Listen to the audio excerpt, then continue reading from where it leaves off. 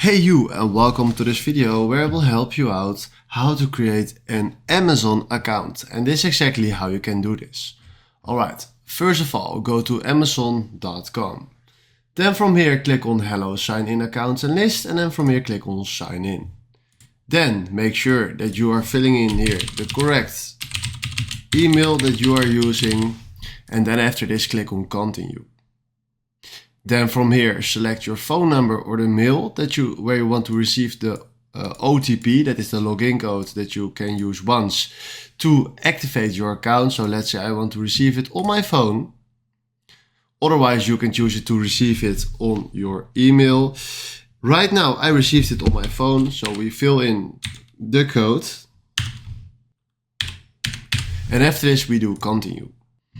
Right now they sent us for security an email too, so we need to go to our mail too, and then they will give us the code, and I have the code here too, so that is this. Right now if you do Submit Score, you need to create a password right here, choose your own. Now let's say I want to use this. Alright, now we do save changes and sign in.